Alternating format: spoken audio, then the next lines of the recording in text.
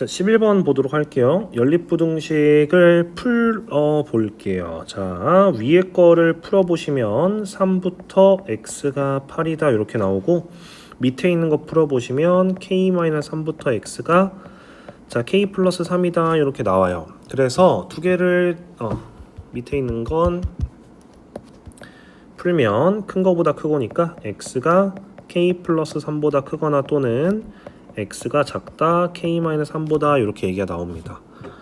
자, 그래서 이때 부등식을 둘 다 만족시키는 거를 구해봤을 때 양쪽 끝의 차이가 이만큼 나도록 하는 모든 k를 구해달라. 야, 마찬가지로 얘도 케이스를 나눠서 좀 문제를 풀어봐야 되는 거야.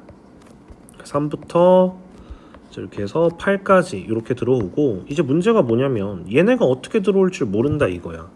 얘가 뭐 요렇게 해서 요렇게 갈 수도 있는 거고, 아니면 하나 이렇게 들고 올 수도 있고, 이거를 모르는 건데 문제를 편하게 푸는 팁은 뭐냐면 여기에서 얘랑 얘 사이의 거리가 얼마냐면 요 거리가 6이에요. 6 고정되어 있습니다.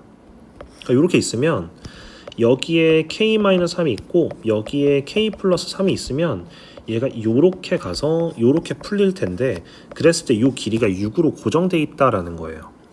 그러면 얘를 그려 보았을 때 여기다 이제 같이 그릴 건데, 간격 차이가 6만큼만 나면 되고, 그 다음에 부등식을 풀었을 때 그게 요렇게 나와주면 되는 거잖아. 그렇지?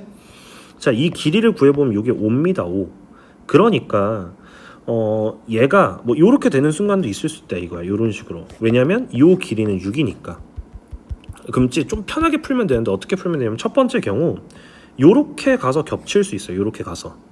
근데 우리가 6이라고 하는 요 정보를 알고 있으면 좋은 게 뭐냐면, 요 길이가 5다 보니까 이 핑크색의 요 다른 쪽 꼬다리는 무조건 8보다 오른쪽에 있을 수밖에 없다라고 하는 거를 알아낼 수가 있다 이거야. 무조건 바깥에 있어. 그러니까 이렇게 겹치지가 않는 거야 절대로.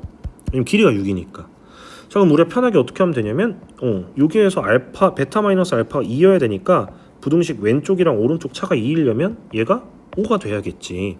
근데 이거는 왼쪽 끝이니까 얘가 k-3이면 되는 거고, 그래서 첫 번째 k가 될 수 있는 게 k가 8인 게 가능합니다. 이런 식으로. 자, 두 번째 이제 좀 감이 잡히면 좀 편하게 풀 수 있을 것 같아요. 3 있고 8 있어요. 이번에는 어디가 겹치면 돼? 오른쪽이 이렇게 겹치면 돼요. 그럼 아까처럼 길이가 6이 떨어져야 되기 때문에 이 왼쪽은 무조건 3보다 왼쪽에 올 수밖에 없다. 이 k-3이라고 하는 게. 그럼 얘가 k 플러스 3일 텐데 얘가 얼마가 돼야 되냐면 2 차이가 나야 되니까 얘가 6이어야겠죠. 그래서 두 번째 k 값은 3이 가능하다. 그래서 두 개를 더해주면 11이라고 하는 정답을 들어올 수가 있습니다.